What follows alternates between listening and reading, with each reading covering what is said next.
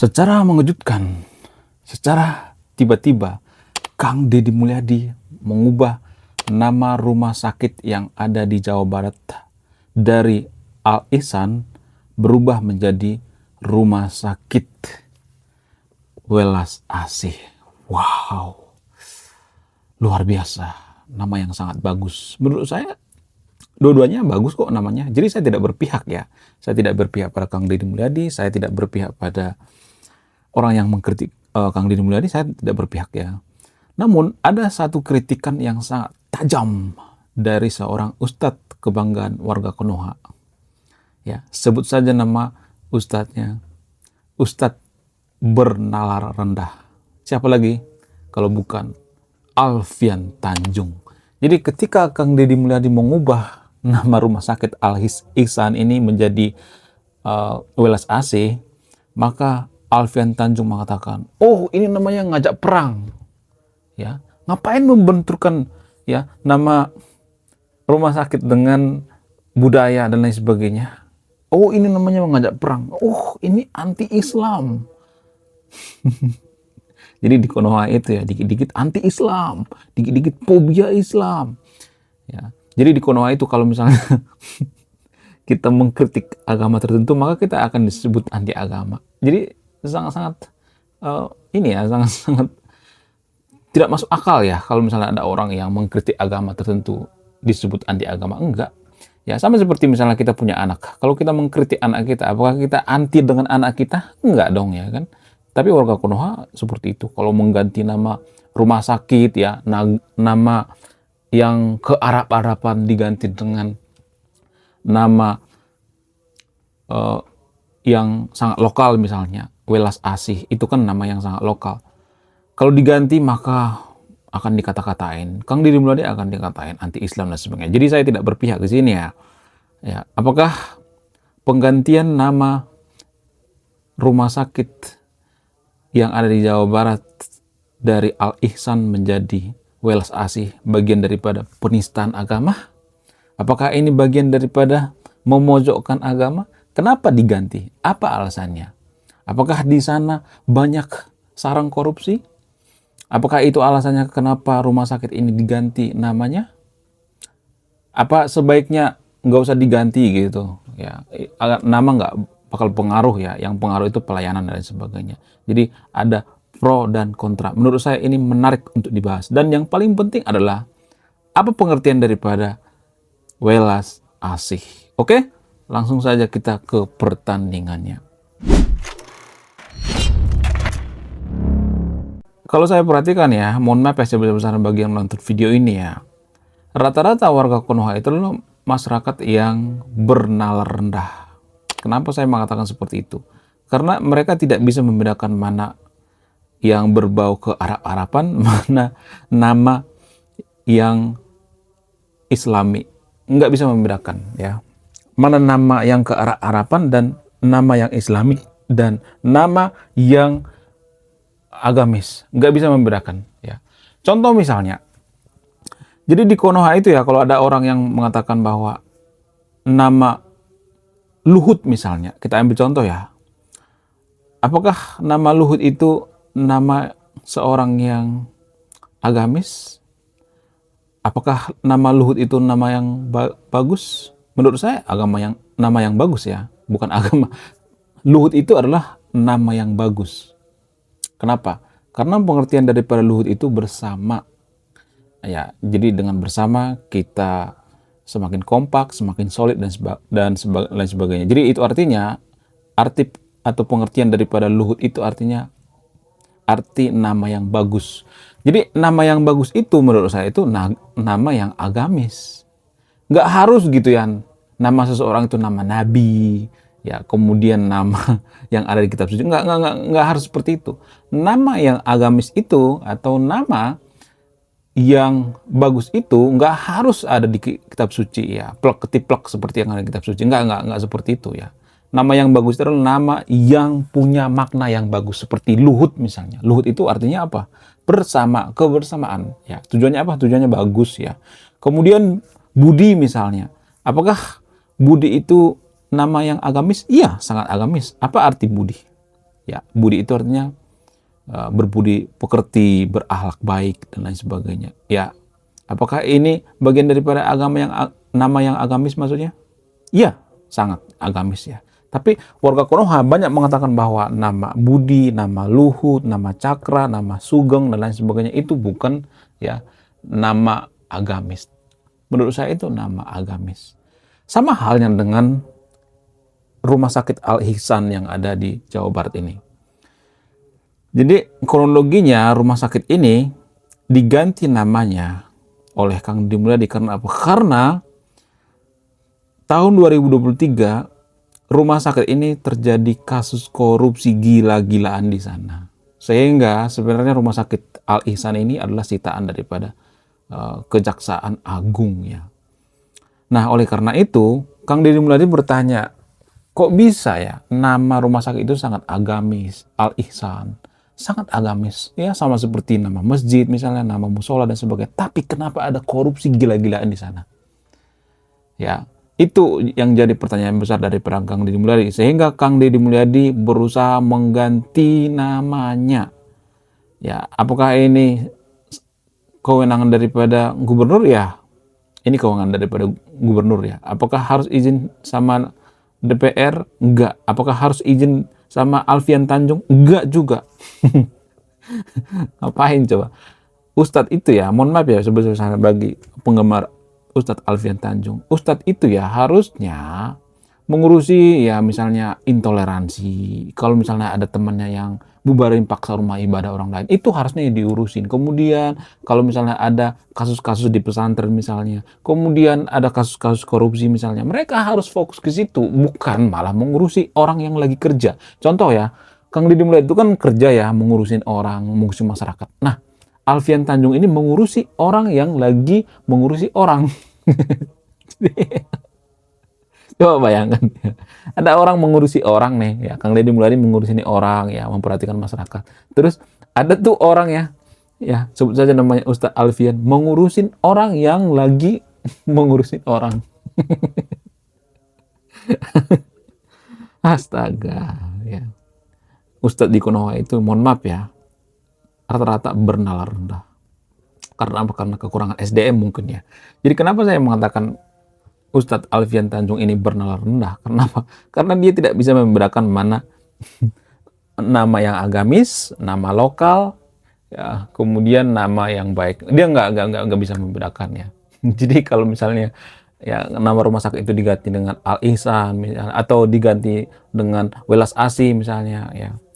Welas Asih itu kan nama yang bagus ya. Welas Asih itu artinya belas kasih, penuh dengan kasih sayang. Ya, itu artinya rumah sakit ini akan penuh dengan kasih sayang, pelayannya penuh dengan kasih sayang, dokter-dokternya penuh dengan kasih sayang, ya, perawat-perawatnya penuh kasih sayang, bidan-bidannya penuh kasih sayang, ya. Semua kru-kru yang ada di sana itu penuh dengan kasih sayang, sehingga mereka kalau kerja itu pakai hati, ya, bukan pakai otak gitu ya, bukan pakai duit ya. Ya, rumah sakit di Konoha kan gitu ya, kalau misalnya nggak ada duit, nggak ada penanggung jawab, nggak bakalan digubris. Ya, ada duit mereka kerja, biasanya seperti itu. Jadi kalau kerja pakai hati itu nggak seperti itu. Kerja pakai hati itu mereka ya menyayangi yang namanya nyawa, sangat sayang dengan nyawa, terutama masyarakat Jawa Barat. Jadi kalau boleh jujur ya, kenapa warga Konoha itu tidak bisa membedakan mana nama agamis dan nama yang baik ya, atau seperti nama Welas Asih ini sebenarnya itu nama agamis juga sebenarnya. Kenapa mereka tidak bisa membedakan? Karena nalarnya sangat rendah. Jadi orang yang bernalar rendah ini biasanya sangat simbolis ya. Mereka akan melihat ya simbol-simbol ya. Sama seperti misalnya ya Islam yang ada di Konoha itu saya melihat Islam versi Arab. Bukan Islam versi generasi pertama ya. Bukan Islam yang sebenarnya gitu, tapi versi Arab. Jadi kita itu sebenarnya kalau boleh jujur ya, warga Konoha itu menganut yang namanya budaya Arab. Rata-rata kita itu menganut yang namanya budaya Arab. Makanya ya nama-nama warga Konoha itu kan banyak kok nama-nama orang Arab. Karena apa? Karena mereka menganggap bahwa nama-nama yang ada di kitab suci, nama-nama orang Arab itu adalah nama yang agamis, padahal enggak. Nama yang agamis itu adalah lebih ke esensi, maknanya. Budi itu nama orang yang agamis, Luhut juga nama orang yang agamis, Sugeng juga nama orang yang agamis. Jadi nggak harus ya harus nama misalnya yang ada di kitab suci dan lain sebagainya, bukan seperti itu ya. Jadi itu masalah pergantian nama itu menurut saya nggak jadi masalah, sah-sah aja, nggak jadi masalah. Mungkin ya Kang Deddy Mulyadi pengen perubahan biar yang kerja di sana itu tidak korupsi, tidak terjadi seperti yang sebelumnya. Itu mungkin tujuan daripada Kang Deddy Mulyadi. Tujuannya baik ya, bukan membenturkan antara agama dengan budaya, enggak seperti itu. Kemudian ya, kalau saya melihat pemikiran daripada Kang Deddy Mulyadi, kalau saya perhatikan ya, saya banyak mengikuti Kang Deddy Mulyadi, bagaimana pola pikirnya, bagaimana dia bertindak dan lain sebagainya. Kalau saya perhatikan ya, Kang Deddy Mulyadi ini sangat-sangat condong ke budaya.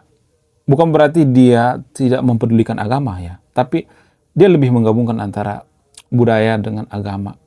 Ya, contoh misalnya, kalau kita ambil contoh ya, tidak ada satupun negara maju di dunia ini yang terputus dengan ajaran leluhurnya.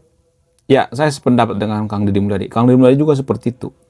Ya, jadi orang Jawa Barat itu terputus, ya, terputus dengan leluhurnya. Kebanyakan saya melihat ya budaya atau culture daripada Jawa Barat itu lebih ke budaya Arab, Arabisasi. Jadi saya melihat di Jawa Barat itu sudah mulai ya, bukan mulai, emang sudah ada budaya kok ya, budaya Timur Tengah. Saya melihat di Jawa Barat itu paling kental dengan budaya Timur Tengah ya, sangat-sangat kental. Jadi ini mungkin keresahan daripada Kang Deddy Mulyadi, kalau Jawa Barat itu berbudaya dengan seperti yang dari Timur Tengah, itu artinya itu kan bukan budaya kita. Ya, budaya kita itu ya seperti misalnya Sunda Wiwitan, ya, kemudian Kejawen, ya, kemudian Parmalim, kemudian ada banyak kok ya budaya Hindu, Buddha dan lain sebagainya. Ya, budaya Bali, ya, itu sebenarnya budaya kita. Kenapa? Apa alasannya? Kenapa kita nggak maju? Ya, salah satu alasannya karena kita terputus dengan hubungan kita dengan nenek moyang kita. Negara maju itu rata-rata ya, kalau saya perhatikan negara maju itu seperti China misalnya, mereka tidak terputus dengan leluhur mereka, nggak terputus. Ya, China itu maju karena apa? Karena ajaran daripada Konfusianisme.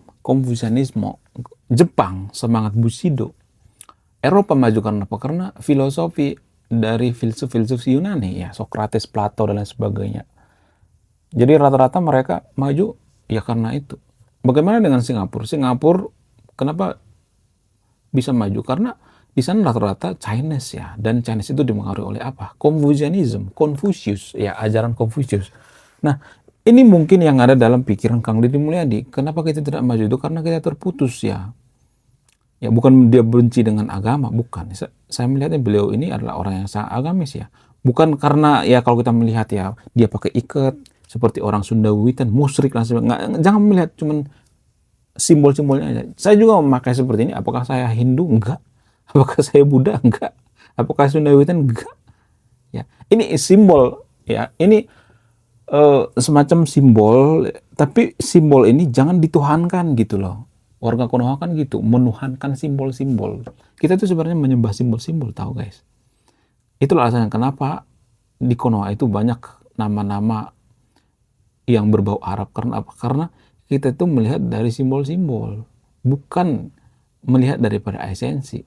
Nah, biasanya masyarakat yang bernalar rendah, yang SDM rendah, nggak sampai pemikirannya sampai sejauh ini.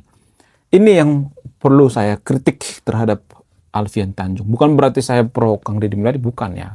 Banyak juga ya kebijakan-kebijakannya yang perlu saya kritik ya. Tapi sejauh ini saya melihatnya banyak kok gebrakan-gebrakan daripada Kang Deddy Mulyadi. Seperti yang baru-baru ini yang viral ya.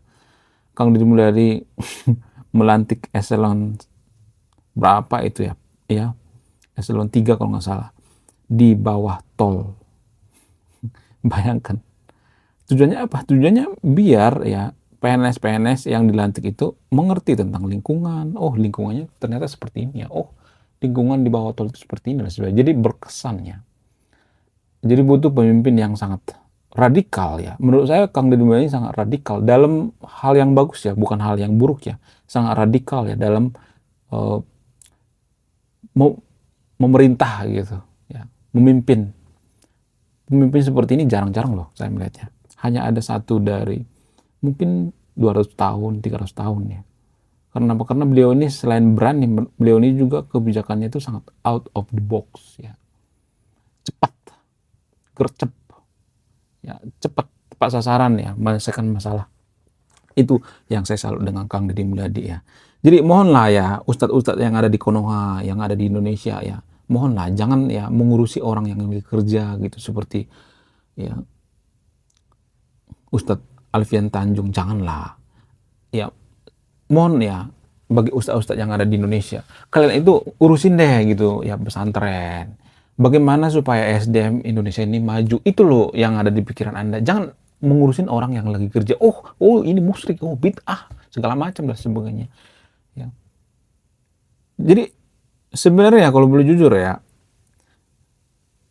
di Indonesia itu ya mau agamanya tentang agamis kayak misalnya nih ada rumah sakit ya bikin namanya ya yang sangat agamis, tetap aja dikorupsi ya. Karena apa? Karena korupsi sudah membudaya ya. Kemudian Al-Quran juga dikorupsi ya. Pernah dikorupsi ya di Indonesia. Jadi kita itu sebenarnya permasalahan utama itu korupsi ya. Jadi ustadz-ustadz yang ada di Konoha itu, kalian itu harus fokus tentang bagaimana cara memberantas korupsi.